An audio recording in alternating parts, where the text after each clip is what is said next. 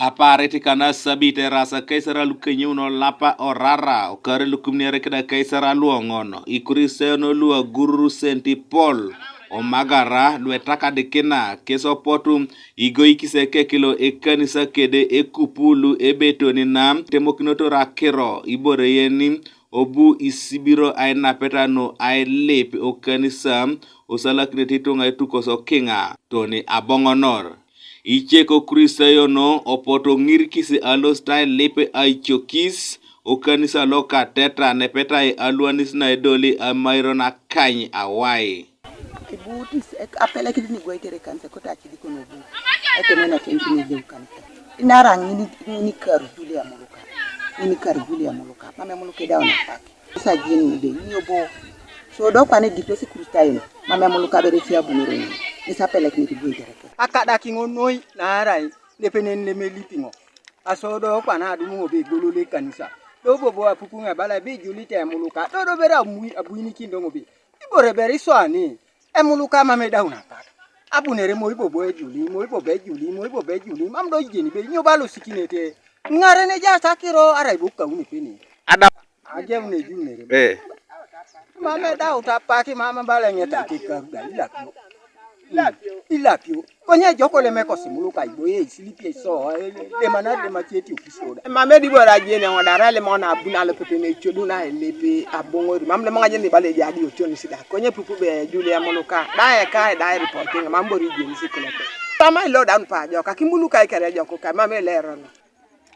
Ekanisa lo igoyo ke. Elo mtu mowola ge unine sabiti ka ulona kupunu bonde. Eje transfer lo Emuluka. Wenye ojai piu bali jasunga li rupete nyo. Akiro mameja chidiko. Kama meja situ miche. Ai ropa akiro ni kama nara keda Emuluka. Nara ekanisa lo mamera ge uletna ijulo na Emuluka yesna. Eja ijulo na Emuluka elomuni. Konye eja ine elomuni. Otupite itunga lo kanisa lo ngesirupete. Emaete to ni Emuluka ikirorai. Kepoke mata Emuluka ikirorai kwaeni.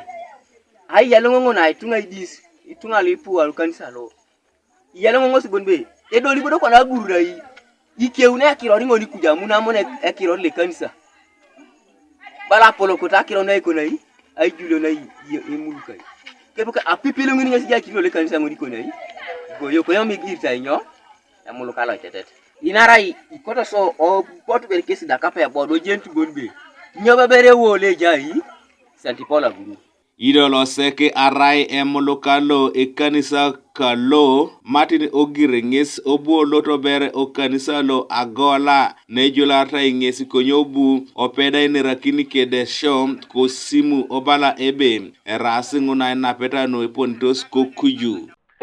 Emang itu nali mo ini aja, nali mo emang itu nali mo ini aja. Mau aja nih boleh kok gitu renyo. Kek mau boso ay juli ere body ngesi jena kirong. Cie minari rengai kamu lalu saya wanyakan obong. Cie mamera wanyakan era lu seksu. Ya ona body ngesi atupingo. Lo ejolon tai agurur rinasoni okoede lo sek ajo kanisa lo ajoba kosere ngesbere ationo arucho kinikedem akaolona idumna ebe abongo ebe narai agololo ekanisa kede ekupulu eja ngonda achidikon lo sere David epong opio nges enera kosimu ebe epote kesi anyarao na orianete na itetenere nu eswama onos okanisa kala gurur. Nara kirong lilo sa boy no meeting berenga lo sina ajana nga chukitida marno kedi tumangun dodo kwana timonya banda bura moro kena so kanisa konye epata ka kirong kolo pajana kini konnen